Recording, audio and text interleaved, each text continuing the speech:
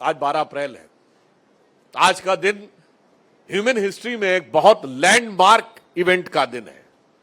मनुष्य जाति के इतिहास में एक बहुत बड़ी घटना आज के दिन हुई थी। 12 अप्रैल 1961 को पहली बार मनुष्य अंतरिक्ष में गया था।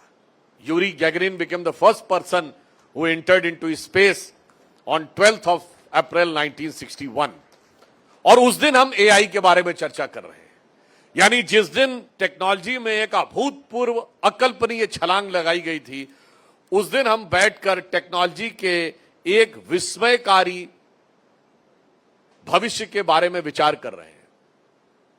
परंतु मैं यहां पर इससे मेरे मन में यह भी विचार आता है कि आर्टिफिशियल इंटेलिजेंस, जैसा कि उपेंद्र राय जी ने कहा, ऐसा नहीं कि सिर्फ समस्या लाएगी, वो हमारी बहुत सी समस्याओं का समाधान लाएगी।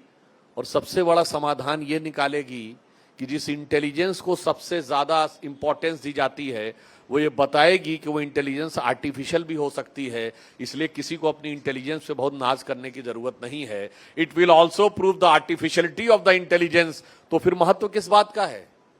महत्व इस बात का है कि उस इंटेलिजेंस को प्रयोग करने वाला विचार कैसे होगा। यानी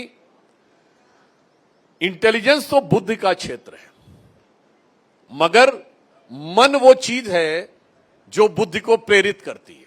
जो हमारे यहां अंतःकरण चतुष्टय कहे गए, मन बुद्धि चित्त अहंकार, तो बुद्धि को मन की प्रतिक्रियात्मक शक्ति माना गया है।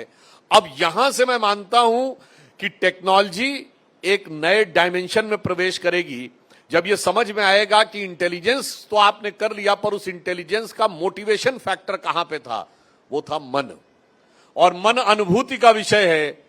इंटेलिजेंस अनुभूति नहीं करा सकती, बुद्धि प्रतिक्रिया दे सकती है, अनुभूति नहीं करा सकती है। इसलिए मुझे याद आता है कि जब आदमी चांद पे पहुंच गया था और अंतरिक्ष में पहुंच गया था, मैंने बचपन में एक कविता पढ़ी थी। वो आर्टिफिशियल इंटेलिजेंस की जो लिमिट है, यानी किस ऊंचाई तक ले जा सकती है और कहां पे जाके वो बंध जाती है, उसका अंतर वो बताती है।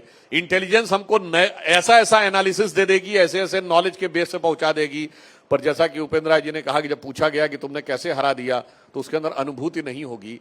तो एक पंक्ति में कहना चाहूंगा कि आकाश नापने वालों तुम सच सच कह दो, क्या नाप सके हो तुम धरती की मौन व्यथा?